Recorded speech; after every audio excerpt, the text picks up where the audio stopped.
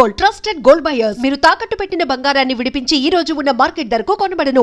గురుగారు, ఇప్పుడు మీరు చెప్పారు బొట్టు పెట్టుకోమని మీ పిల్లలకు నేర్పండి అని. ఇప్పుడు మా జనరేషన్ వాళ్ళని తీసుకుంటే మీరు చెప్పేవి వింటే మాకు కొన్ని అర్థమవుతాయి, కొన్ని అంతవరకే మాత్రమే తెలుసు, మాకు ఆ జ్ఞానం మాత్రమే, దానికి ముందర వెనక ఇంకేముందనే తెలియదు.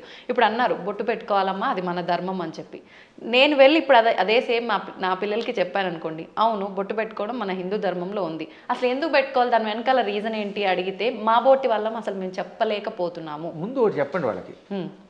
ఇప్పుడు ఆ పెహల్గాంలో ఎందుకు కాల్ చేశారు? వాళ్ళ మతంలో లేరని, అంతేనా? దానికి ఏమన్నా రీజన్ ఉందా? ఇప్పుడు నువ్వు బొట్టు పెట్టుకుంటూ ఇలా ఐకమత్యంతో 10 మంది కలిసి ఉండకపోతే రేపు పొద్దున్న నువ్వు మా వాడివి కాదని చంపేస్తారు. కాబట్టి ఒకటి, ముందు మన ధర్మం బతకడానికి అవసరం చెప్పండి. రెండోది, ఈ కనుబొమ్మల మధ్యలో బొట్టు పెట్టుకుంటే ఒకటి అందం. ఇప్పుడు మీరు ఆ కాస్త బొట్టు తీసేసి ఉంటే మీ మొహం చూడలేం, అదో రకంగా కనపడతారు, పిశాచపు మొహంలో ఉంటుంది. బొట్టు పెట్టుకుంటే సౌందర్యం. తర్వాత ఈ కనుబొమ్మల మధ్యలో జ్ఞాపక శక్తి పెంచడానికి చాలా ఉపయోగపడుతుంది. రోజు నిత్యం ఈ చూపుడు వేలుతోటి బొట్టు పెట్టుకోగా ఒత్తిడికి జ్ఞాపక శక్తి పెరుగు, చురుకుతనం పెరుగుతుంది. కొంతకాలం అబ్జర్వ్ చేయండి మీరే. ఇప్పుడంటే కెమికల్స్ వచ్చాయి, స్టిక్కర్స్ వచ్చాయి, కానీ పూర్వం కుంకుమ అంటే కుంకుమ పెట్టుకుంటే దానివల్ల ఆడవాళ్ళలో ఒక రకమైన జ్ఞాపక శక్తి, ఇంట్లో ఏ మూల ఏ వస్తువు పెట్టినామో వాళ్ళకి గుర్తున్నట్టుగా ఎవరికి ఉండదు. పోపుల డబ్బాలో ఫలానా దాంట్లో కందిపప్పు ఉంది, దాంట్లో పెసరపప్పు ఉంది, ఆవాలు ఉన్నాయని ఎలా గుర్తుపెట్టుకున్నారమ్మా వాళ్ళు అవధానులు. మేము పద్యాలు గుర్తుపెట్టుకున్నట్టుగా అది బొట్టు వల్లే వస్తుంది. జుట్టు చక్కగా కొబ్బరి నూనె రాసుకుని దువ్వుకుంటూ ఉంటే జుట్టు ఊడిపోకుండా ఉంటుంది. ఇప్పుడు కొబ్బరి నూనె ఎందుకు రాసుకోవాలంటున్నారు? అందుకని కొబ్బరి లేదు, రబ్బరి లేదు, శుభ్రంగా నున్నగా అయిపోతుంది. దానికోసం బోడు ఖర్చు పెడుతున్నారు, అవునా? కాబట్టి పేలు పట్టకుండా ఆరోగ్యంగా ఉండదు, తలనొప్పి తగ్గుతుంది. ఇప్పుడు మీకు తలనొప్పులు ఎక్కువ ఎందుకు వస్తున్నాయంటే కేవలం నూనె రాసుకోకపోవటం, వారానికి ఒకసారి కుంకుడుకాయలతో తలంటుకుపోవడం వల్ల హెడ్ఏకులు వచ్చి దానికోసం మందులు వాడి, ఈ మందుల వల్ల ఇంకో రోగం వచ్చి మోకాలు నొప్పి వచ్చి, మోచేయి నొప్పి వచ్చి గట్టిగా నడవలేరు, కూర్చోలేరు. అందుకని లిఫ్ట్లు పెట్టవలసి వస్తుంది.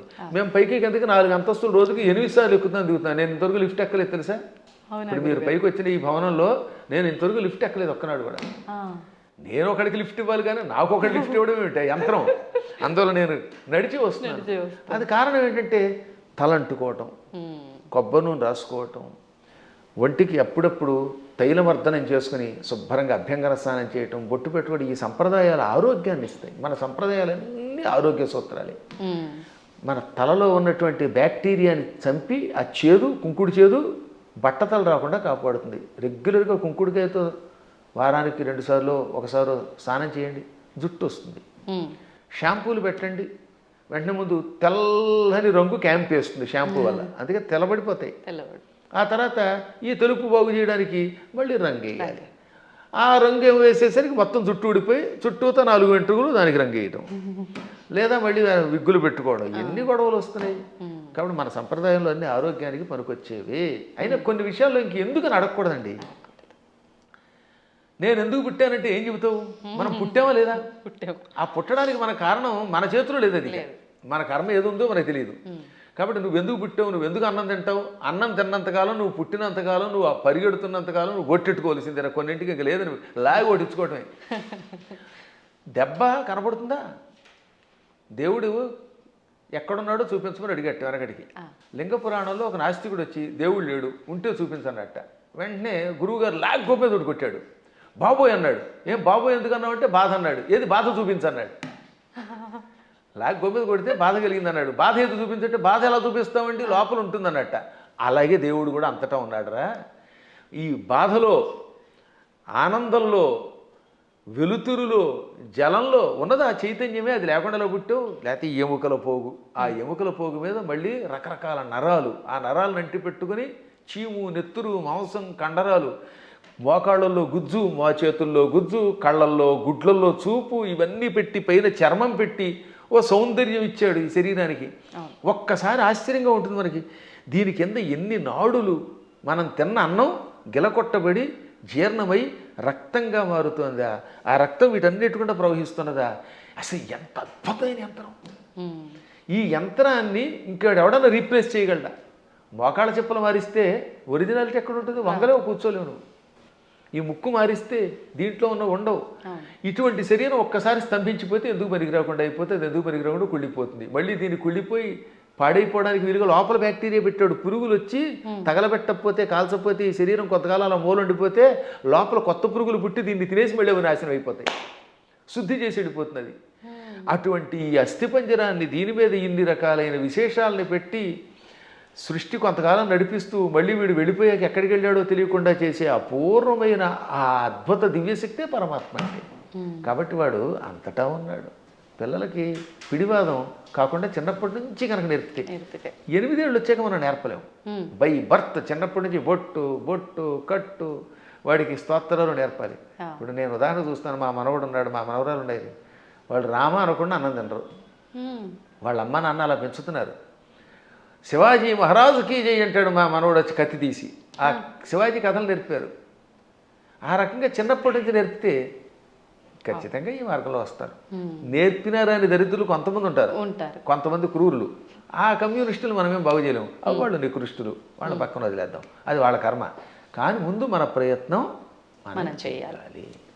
గురుగారు, ఇప్పుడు మీరు ఇందాక అన్నట్టుగా పిసినారి కానివ్వండి, ఇలాంటి మూర్ఖులు నాస్తికులు కానివ్వండి, ఇదంతా అంటే వాళ్ళ కర్మను బట్టే వచ్చారు అనుకోవచ్చా? మరి లేదు అంటే ఇప్పుడు మీరు చెప్పినట్టుగా పెంపక లోపము అలా కూడా అనుకోవచ్చా? దీనిలో చాలా పని చేస్తాయి. పెంపకంలో కొంత లోపం, వాళ్ళ పూర్వకర్మలు కొన్ని, చుట్టుపక్కల వాతావరణం కొన్ని, పరిస్థితులు కొన్ని, ఇవన్నీ కర్మల యొక్క ఫలితాలు. అందుకే కొంతవరకు మనం మన ప్రభావంతో మార్చొచ్చండి. చెప్పగా కొంత మారుతారు, అంతా మారదు. కానీ అలాగే కొన్ని చూడగా ఎప్పటికో కొంతమంది మారుతారు. కొన్ని పుట్టుకతో వచ్చే దరిద్ర లక్షణాలు ఉంటే అవి చచ్చేదాకా మారవు. అందుకే వాటిని ఏమంటారు? నైసర్గికములు అంటారు. నిసర్గ అంటే బై బర్త్ వచ్చేదాన్ని. పూర్వం మీరు ఎప్పుడన్నా సోషల్ స్టడీస్ చదివితే భారతదేశానికి నైసర్గికంగా హద్దులే ఉన్నాయి అంటే ఏంటి? సహజంగా ఏర్పడినవి అని అర్థం.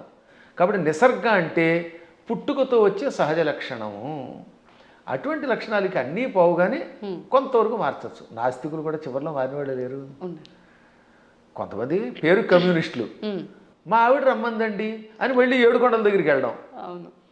అందువల్ల వాళ్ళ ఆవిడ రమ్మన్నా కదా, వీడికి లోపల ఎంతో కొంత భయం ఉంటుంది. దొంగ కనపడ్డావు, అది సంఘంలో ఒకసారి అందులోకి వెళ్ళాక ఆ ముద్ర ఎంచుకుని దానికోసం అలా ఏడుస్తారు. కానీ లోపల వాళ్ళకి పీకుతుందమ్మా. ఇంతెందుకు, నేను ఎరిగి నాతో క్లాస్మేట్ ఉండేవాడు, పక్కా కమ్యూనిస్ట్ అనేవాడు. ఓ రోజు గుండు కొట్టించుకొచ్చాడు. ఏమిటంటే తిరుపతి వెళ్ళాట. ఎందుకంటే ప్రపంచ నాస్తిక సభలు దిగ్విజయం అయితే గుండు కొట్టించుకుంటానన్నట్టు. అది వ్యవహారం. కాబట్టి ఇలాంటి వాళ్ళు కూడా ఉంటారు. అది పూర్వం ఒక సామెత ఉండేది, round at stage, flat at home అని. అంటే భూమి గుండ్రంగా ఉందనేమో వేదిక వచ్చి చెప్తాట, ఇంట్లోకి వచ్చాక లేదు బల్లపరుపుగా ఉందంటాట. అంటే ఇంట్లో ఒకటి బయట ఒకటి అనమాట. బయట 4 తోటేమో round at stage, flat at home అని మా చిన్నప్పుడు సామెత ఉండేది. ఇది వేదికల మీద పూర్వం ఇంగ్లీష్లో మాట్లాడేవారు కదా, వాళ్ళు ఇలా మాట్లాడేవారు అనమాట. అప్పట్లో ఇంగ్లీష్ వాళ్ళ టైంలో అంతా ఇంగ్లీషే ఉపన్యాసం. ఆ ఉపన్యాసాల్లో చిలకవర్తి లక్ష్మీ నరసింహం గారి దగ్గరికి ఒక ఆయన వచ్చాడు. ఆయన పేరు బిపిన్ చంద్రపాల్.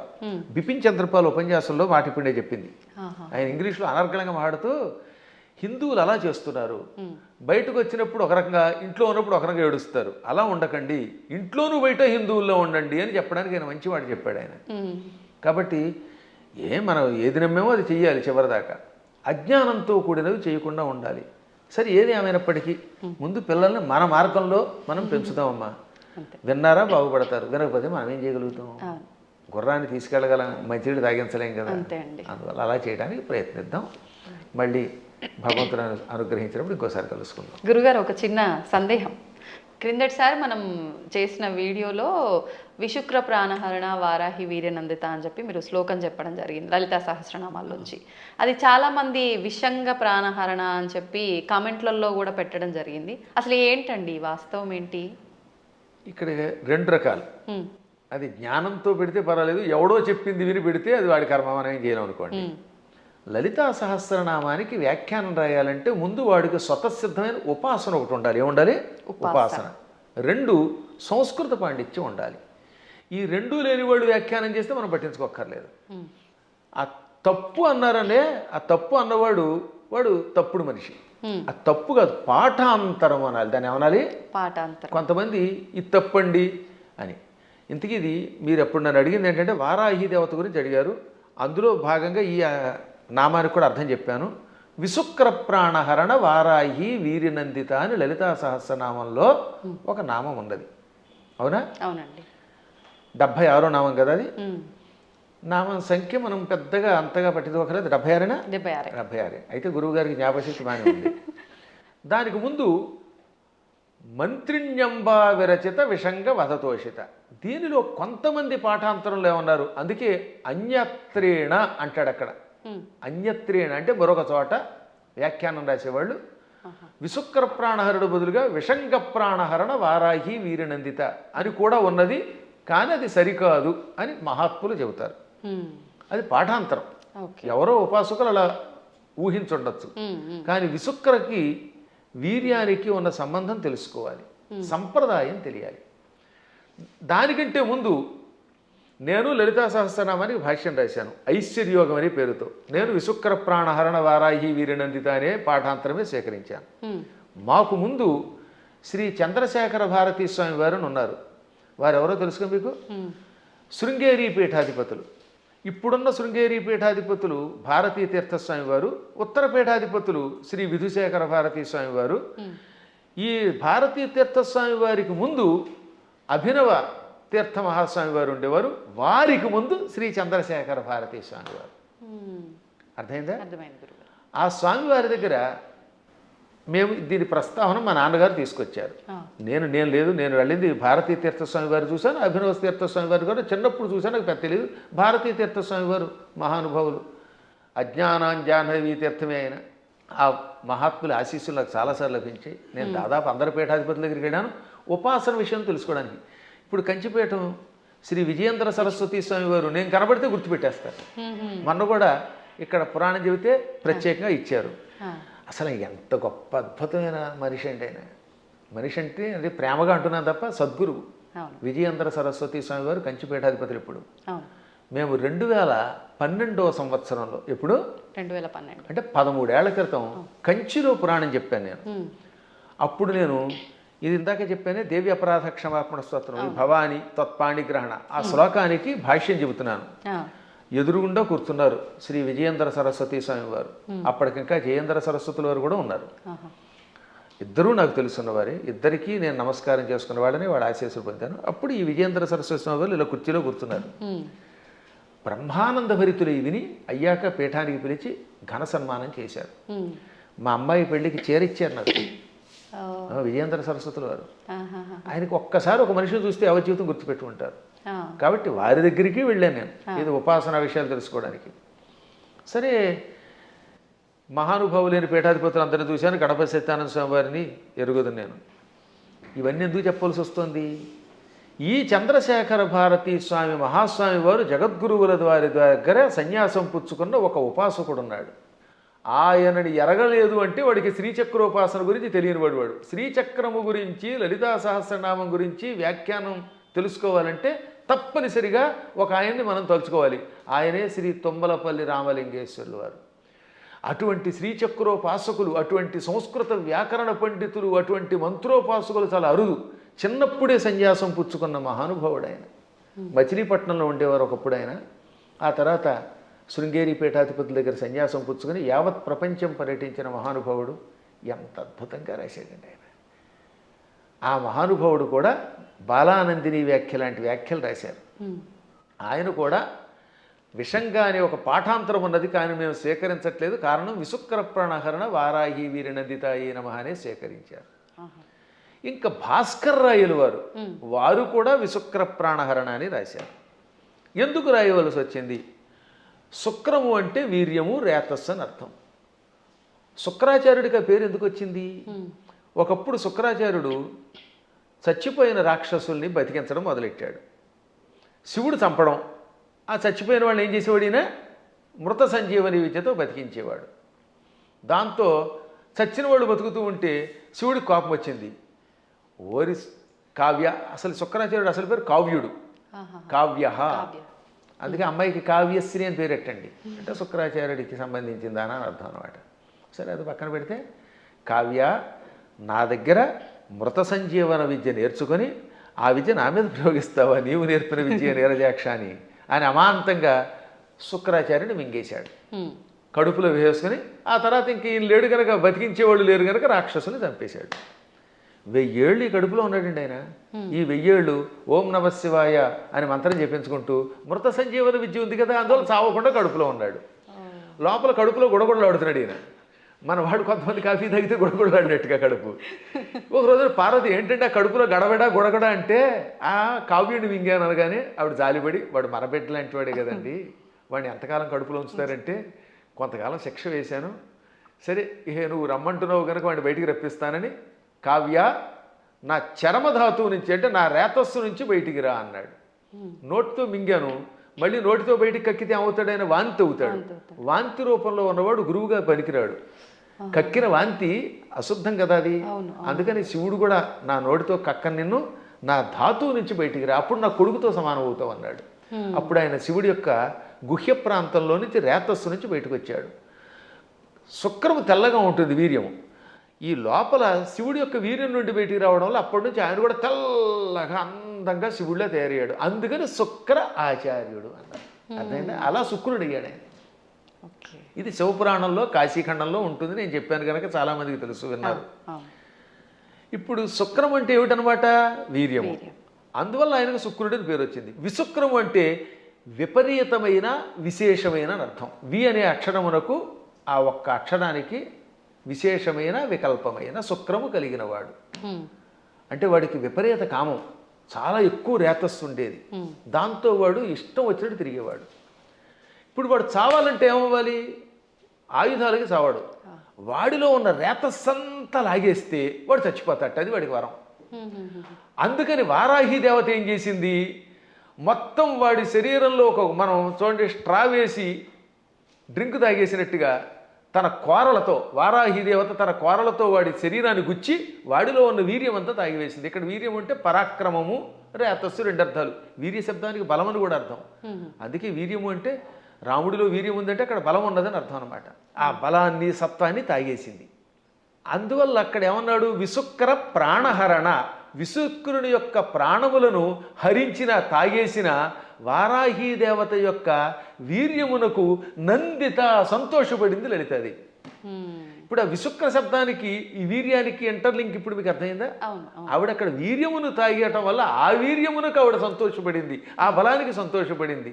ఇక్కడ విషంగా రాస్తే ఈ రెండింటికి ఉన్న మంత్రార్థాలు, గూఢార్థాలు దెబ్బతింటాయి. ఎందుకంటే కొన్ని చెప్పడానికి స్టేజీ కాబట్టి చెప్పట్లేదు. కాబట్టి విశుక్రుణ్ణి చంపాలంటే వారాహి దేవతే ఉండాలి. అతని ప్రాణం పోవాలంటే లోపల ఉన్న వీర్యమును లాగాలి. వీర్యమును స్వీకరించడం వల్ల ఆవిడ కూడా వీర్యస్వరూపిణి అయ్యింది. ఆవిడ వీర్యస్వరూపిణి అయ్యింది కాబట్టి ఆ వీరత్వానికి ఆవిడ అమ్మవారు సంతోషపడింది. అద్భుతమైనటువంటి భావనలు తెలియాలంటే అక్షరము పరబ్రహ్మముగా ఉపాసించాలి. అందుకే అక్షరమును పరబ్రహ్మం అంటారు. అక్షర పరబ్రహ్మ యోగం అన్నారు. అందుకే భగవద్గీతలో కూడా మా నాన్నగారు చిన్నప్పుడు శబ్దబ్రహ్మోపాసన చెయ్యాలి అని నాకు చెప్పారు. అంటే శబ్దం ఉరికే పైపైన ఏదో నోటికి వచ్చినట్టు వాగడం కాదు. ఏ శబ్దం వాడినా ఆ శబ్దంలో ప్రతి అక్షరమునకు ఒక అర్థం ఉంటుంది. ఆ అర్థం తెలుసుకుని ఉపాసించాలి.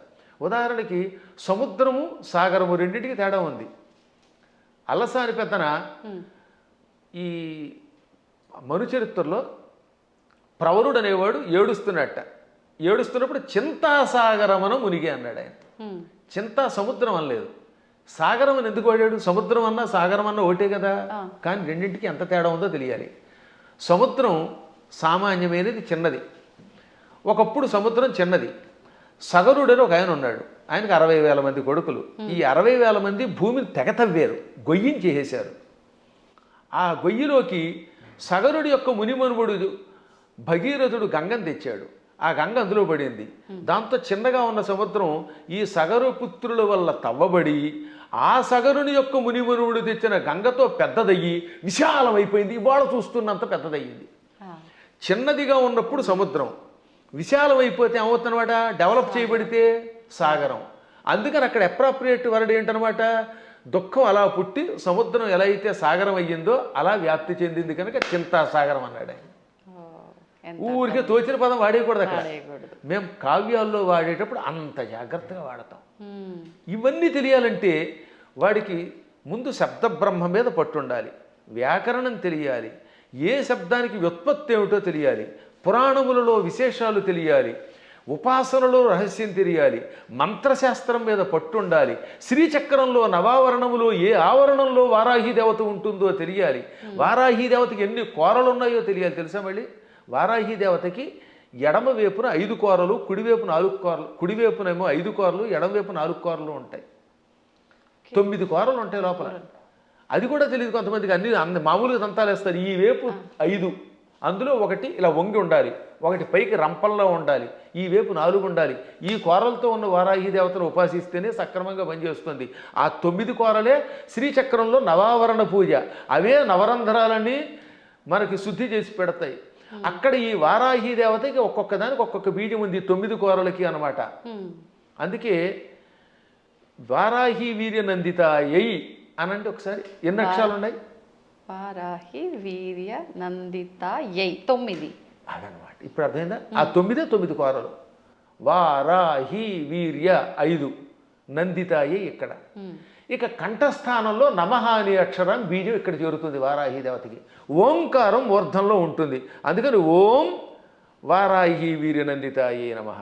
మళ్ళీ వీటితో పాటు ముక్కులు, చెవులు, రంధ్రాల్లో ఓం ఐం హ్రీం శ్రీం అనే బీజములు, విశుక్ర ప్రాణహరణ వారాహి వీర్యనందితాయి అంటే ఆకారం వేసేటప్పుడు ఏ బీజం ఎక్కడ వేయాలో వేసి, ఏ కోరలు ఎక్కడ వేయాలో, ఎక్కడ ఏ బీజం ఉందో తెలుసుకుని ఉపాసన చేయాలి. ఇంత ఉపాసన తెలియకుండా తొందరపడిపోయి పాఠాంతరం అనే శబ్దాన్ని తప్పుగా ఉచ్చరించారు అన్నారంటే అది ఎంత ప్రమాదం. అందుకే స్టేట్మెంట్ ఇవ్వడానికి ముందు నీ అర్హత తెలుసుకో. వాస్తవం. లేదా ఫలానా చోటండి పరమాచార్యులు వారు ఇక్కడ పాఠాంతరం ఉందని చెప్పారండి, లేకపోతే ఇంకొక ఆయన ఎవరో ఇలా పాఠాంతరం ఉందని చెప్పారండి, తుమ్మలపల్లి వారు కూడా పాఠాంతరం ఉందనే చెప్పారు, లేదా ఇంకో పెద్ద ఆయన చెప్పారండి అని చెప్పాలి. పాఠాంతరం అనాలి అక్కడ, తప్పనకూడదు. అలాగే ఇప్పుడు ఇక్కడ మనకి దక్షిణాదిలో మంత్రానికి ఒక స్వరం ఉంటుంది, ఒక్కొక్క దానికి ఒక్కొక్కటి ఉంటుంది అనమాట. రాజాధిరాజాయ ప్రసహ్య సాహినే నమో వయం వై శ్రవణాయ కుర్మహే సమే కామాన్ కామకామాయ మహ్యం కామేశ్వరో వై శ్రవణో దధాతు అని చెప్పాలి. ఈ మంత్రం మంది. ఇదే ఉత్తర భారత్లో రాజాధిరాజాయ ప్రసహ్య సాహినే నమో వయం వై శ్రవణాయ అని ఒక గొలుసు కట్టు స్వరం ఉంటుంది. కాబట్టి వాళ్ళు వేద పండితులే, వాళ్ళకి ఆ స్వరంతో నేర్పారు. ఇక్కడ మనకి దక్షిణ భారత్లో ఇది నేర్పారు. కాబట్టి ఇప్పుడు మనం ఇది విని అది తప్పు అంటామా, వాళ్ళు అది విని మనది తప్పు అనాలా? వాళ్ళ గురు పరంపరలో ఆ స్వరంతో ఉడుతుంది. స్వరాలు చాలా ఉన్నాయి. ఇలా స్వరాలు తప్పు అని చెప్పడం వల్లే ఒకప్పుడు పరాశరుడు అంతటి వాడు మళ్ళీ తపస్సు చేయవలసి వచ్చింది. ఆంజనేయుడి యొక్క కథలు ఉంటాయి పరాశర సంహితలో. అందులో ధ్వజదత్తుడు అనేవాడు స్వరాన్ని పక్కవాడిని నీతి తప్పు అని ఆక్షేపిస్తే, స్వరం తప్పు కాదనా, వాళ్ళ సంప్రదాయంలో ఆ శాఖలో ఆ రకమైన స్వరం ఉంటుంది, నువ్వు ఆక్షేపించావు కనుక వచ్చే జన్మలో దరిద్రుడివై పుట్టు అని గురువుగారు చెప్పిస్తే దరిద్రుడై పుట్టాడు వాడు. ఎంత తేడా ఉందో ఆలోచించండి. అందుకని నేను ఎప్పుడు తప్పని అన్ను, పాఠాంతరంలో అలా ఉంది. సరే పూర్తిగా తప్పు చెబితే అది వేరే విషయం. శాస్త్రం అనలేరు కొంతమంది. శాస్త్రం ఏం చెబుతోందంటే అంటాడు. అంటే శాకి సాకి తేడా తెలియదు వాడికి. సా అనేది దంత్యం, శా అనేది తాళవ్యం. శాస్త్రం అనకుండా శాస్త్రం అంటే ఏమో ఉంటుంది. ఇప్పుడు మన వాళ్ళకి తెలుగు చెప్పక్కర్లే. పెళ్ళి అనమంటే పెళ్ళి, పెళ్ళి. వెళ్ళి అనమంటే వెళ్ళి. వెళ్ళి అంటే ప్రవాహం అని అర్థం అమ్మా. వెళ్ళి రండి అంటే అక్కడ ఇక్కడ నుంచి ఇంకో చోటకి ప్రయాణం అవ్వండి అని. అదే వెళ్ళి అంటే ప్రవాహం. పాల వెళ్ళి అంటే పాల యొక్క ప్రవాహం, క్షీర సముద్రం అని అర్థం. పాల వెళ్ళి అంటే ఏమిటనుకుంటున్నారు అర్థం? క్షీర సముద్రం అని అర్థం, క్షీరసాగరం. కాబట్టి వెళ్ళి రండి అంటే పొంగెత్తి నీళ్లతో ముంచండి అని అర్థం. మమ్మల్ని ముంచండి అని మీరే చెప్తారు, నా కొంప ముంచండి అని.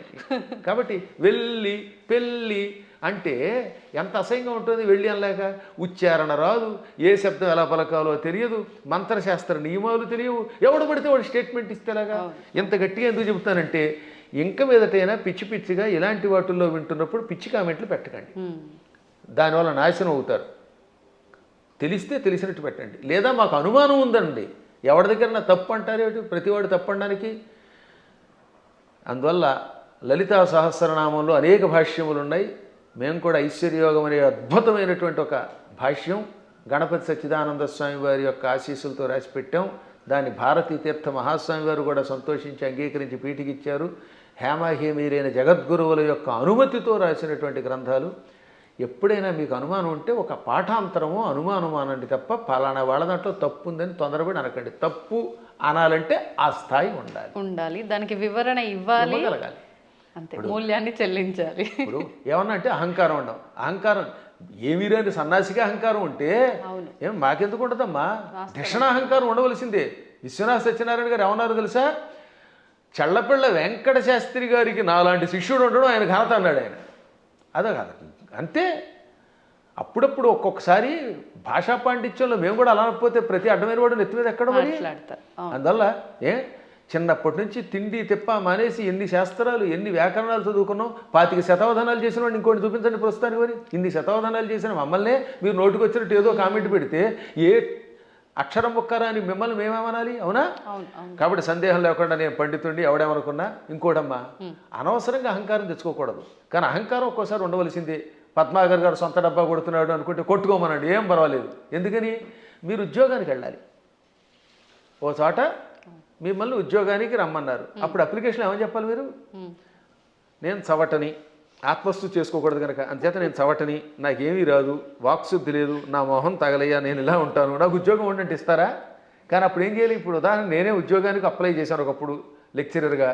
ఇప్పుడు గోల్డ్ మెడలిస్ట్ని, ఎంఏలో ఫస్ట్ క్లాస్ నాది, ఫస్ట్ ర్యాంక్ నాది, నేను ఎంఫిల్ చేశాను, పిహెచ్డి చేశాను, లేకపోతే నెట్ పాస్ అయ్యాను, నాకు ఇంత అవధానాలు చేశాను, పండితుడంటే ఉద్యోగం ఇస్తాడా? నేను నన్ను పొగుడుకోకూడదు కాబట్టి చెప్తానండి, నేను సన్నాసినండి, చవటనండి, నాకేమీ రాదండి, నాకు ఉద్యోగం ఉండండి, ఎవరిస్తాడమ్మా? కాబట్టి ఒక్కోసారి ఆత్మస్తు తప్పదు. ఇలాంటి వాళ్ళకి సమాధానం చెప్పడం కోసం ఇలా మాట్లాడతాం. అలా విత్తప్పుడైతే ఈశ్వర కటాక్షం వల్ల ఇదంతా వచ్చాయి. నేను అలాగే రాసుకున్నాను పద్యంలో. అమ్మా జగన్మాత, నిన్ను ఉపాసించి ఇంత గొప్పవాడిని అయ్యాను. అమెరికా వెళ్ళాను, చాలాసార్లు వెళ్ళాను. ఫస్ట్ టైం వెళ్ళినప్పుడు 2006లో 19 ఏళ్ల క్రితం అక్కడ ఓ అద్భుతమైన పద్యం చెప్పాను. ఏమని? ఎక్కడి ఆంధ్రమందు గల ఏలురో, ఎక్కడి ఆంధ్రమందు గల ఏలురో, ఎక్కడి కాలిఫోర్నియా దిక్కును మృక్కులేని పరదేశమునందున నిర్భయముగా ఒక్కడనై చెరించితి, మహోన్నత కీర్తిని గంటి సంపదల్ మిక్కిలి గంటి. ఇదంతా పొగడ్త కింద ఉంది కదా. ఎక్కడి ఏలూరు, ఎక్కడి కాలిఫోర్నియా దిక్కు మొక్కు లేని పరదేశంలో నిర్భయంగా ఒక్కడిని తిరిగాను, కీర్తి పొందాను, సంపదలు పొందాను. కానీ చివరిని ఏమన్నాను తెలుసా? మిక్కిలి కీర్తి గంటిని నీ పద జలేజము భక్తిని గొల్చి అంబిక. అది కొసం మెరుపు. ఇదంతా ఎలా వచ్చింది? నీ పాద పద్మములను భక్తితో ఆరాధించటం వల్ల. సంపదల్ మిక్కిలి గంటి నీ పద జలేజము భక్తిని గొల్చి అంబిక అని ఆ సంపదల్లో లకార పొల్లు చివర ఉండడం వల్ల జలేజములో అలుక్ సమాసంలో ఎతి కూడా పడింది దానికి అలాగా. కాబట్టి చిట్ట చివర అమ్మాయి ఇదంతా నీ అనుగ్రహం అంటాం. మేము ఎప్పుడు వినయంగానే ఉంటాం. కానీ ఒక్కొక్కప్పుడు అజ్ఞానికి సమాధానం చెప్పేటప్పుడు అంత గట్టిగా చెప్పాల్సిందే. కాబట్టి విశుక్ర ప్రాణహరణ అనే పాఠాంతరం ఎక్కువ బాగుంటుంది. పాఠాంతరంలో విషంగా ఉండవచ్చు, అది వేరే విషయం ఉంది. ఉన్నప్పటికీ ఇదే. కాబట్టి ఎవరికి ఏది కావాలంటే వాళ్ళ గురు పరంపరను పెట్టి దాన్ని సేకరించెదరుగాక అని మంగళాశాసనం చేస్తూ మరొక్కసారి మీ అందరి దగ్గర సెలవు తీసుకుంటున్నాను. ఈ 2 మాటలు కూడా చెప్పేయండి గురుగారు. ఇంకా ఇప్పుడు ప్రతి ఒక్కరిలో ఉన్న ఒక చిన్న డౌట్ ఏంటంటే, వారాహి అమ్మవారు ఇప్పుడు మీరు చెప్పిన దాన్ని బట్టి పురాణాల నుంచి ఎప్పటి నుంచో ఉన్న విషయమే, కానీ ఇప్పుడు ఈ 3-4 సంవత్సరాల నుంచే కొత్తగా వింటున్నాం ఎక్కువగా. కాబట్టి ఎవరు ఆరాధించకూడదు, గోప్యంగా ఉంచాలి, గుప్త నవరాత్రులు, ఇదంతా కూడా మాట్లాడుతున్నారు. అసలు వాస్తవం ఏంటంటే? అక్కడ గోప్యంగా ఉంచమని ఎందుకన్నారంటే, ఎవరికి పడితే వాళ్ళకి, అజ్ఞానులకి, నాస్తికులకి, కమర్షియల్గా వాడుకునే వాళ్ళకి చెప్పకూడదు. ఇప్పుడు పెద్ద సమస్య ఏంటంటే, కలియుగంలో ఒక ఆయన కష్టపడి ఉపాసన చేశాడు అనుకోండి, ఇంకెక్కడి నుంచి స్వార్థపరులు బయలుదేరుతున్నారు కొందరు. వాళ్ళు గుడి పెట్టేసి, పీఠం పెట్టేసి ప్రజలు దోచుకుంటారు. మీరు చూస్తూనే ఉన్నారు కదా. చీరల్ని ప్రమోట్ చేసేవాడు, పూజల్ని ప్రమోట్ చేసేవాళ్ళు, బాబో ఎలా తయారయ్యారంటే అలా తయారయ్యారు. అందుకని వద్దనండంలో ధర్మం ఉంది. కానీ అసలు ఉపాసన వద్దండం మనవాళ్ళం వద్దనడానికి. భక్తి కలిగిన ఎవడైనా ఉపాసకుడే. ఎప్పుడూ ఉన్న ఉపాసనలు. కాకపోతే ఉపాసనలు అనేది మీ ఓపికలను బట్టి చెయ్యండి. మోసగాళ్ళ మోసంలో పడకండి. ఈ విషయంలో మాత్రం మోసగాడు తయారయ్యారు, సందేహం లేకుండా. ఇంకా అక్కడి నుంచి వారాహి దేవతకి ఒక గుడి కట్టేయడం, అందరినీ నా దగ్గరికి వచ్చేయండి అనడం, దాంతో వచ్చిన వాళ్ళ దగ్గర ఏమో డబ్బులు లాగడం, చీరలు లాగడం, గందరగోళం అయిపోతుందమ్మా. వాళ్ళని దృష్టిలో పెట్టు చెప్పారు తప్ప ఉపాసనని తిట్టట్లేదు అవతల వాళ్ళు కూడా. ఈ ఉపాసన పేరు చెప్పి వంచకత్వం ఎక్కువైపోవడం వల్ల వంచకులు దృష్టిలో పెట్టుకుని కొంతమంది వద్దన్నారు తప్ప అన్నవాళ్ళు కూడా ప్రజల యొక్క బాగుని దృష్టిలో పెట్టుకున్నారు కదా, అది మంచిదే. నిజమైన ఉపాసకులు ఆడంబరం లేకుండా ఉంటారు. ఇప్పుడు ఎప్పుడైనా నేను పూజ చేశాను, ఒక్క పూజ బయట పదే చెప్పుకుంటా, డబ్బా కొట్టుకోం. అత్యవసరం వస్తుంది ఒక్కోసారి, అలాంటప్పుడు చెప్పాలి తప్ప వీటితోటి అవతల వాళ్ళ దగ్గర డబ్బులు వసూలు చేయడం, వాళ్ళు మోసం చేయడం తప్పే. కానీ వారాహి ఉపాసన ఇప్పటిది కాదు, యుగాలుగా బ్రహ్మాండ పురాణంలో ఉంది. బ్రహ్మాండ పురాణం వ్యాసుడు రాశాడు, కొన్ని వేల సంవత్సరాల క్రితమే ఉంది. అవి కూడా కాదంటే అది వాళ్ళ కర్మ. సంతోషం అండి. మంచి అంటే ఒక నిర్ధారణ అనేది జరిగింది ప్రతి ఒక్కరికి కూడా. అంటే పెద్ద పెద్ద జ్ఞానులు యోగులే వారాహి అమ్మవారిని ఆరాధించరు, మీరెవరు ఆరాధించడానికి అని ఖచ్చితంగా చెప్పే వాళ్ళు ఉన్నారు ప్రస్తుతం మీడియా ముఖంగా. అసలు లేదు అందరూ ఆరాధించే వాళ్ళు. అంత మొత్తానికి జనాలకి ఏమైపోయిందంటే ఒక క్లారిటీ మిస్ అయిపోతుంది. సంతోషం గురుగారు, చాలా మంచి విషయాలు తెలియజేశారు. ఇంకా సమయం ఉంటే ఇంకా మాట్లాడాలని ఉంది, కానీ ఇప్పటికే చాలా సమయం అయిపోయింది. మీ అనుమతి ఉంటే మరొకసారి మరొక వీడియోలో తప్పకుండా మంచి విషయాలు మాట్లాడుకుందాం. ధన్యవాదాలండి. తవ్వండి, తవ్వుతూనే శివలింగం. పరమాత్మకు జీవా సరే దాన్ని అట్లా కప్పేసేయండి, చూపించదండి. Krishna is there. మూర్తి పూజ కాదు, సాక్షాత్ బ్రజేంద్ర నందన భగవాన్ ఉన్నారు మూర్తిలో. ఏమీ ఆశించకుండా ఆరాధించే వాళ్ళు కూడా ఉన్నారా ప్రభుజీ? నిజమైన భక్తి అంటే మనకు తెలియదు కాబట్టి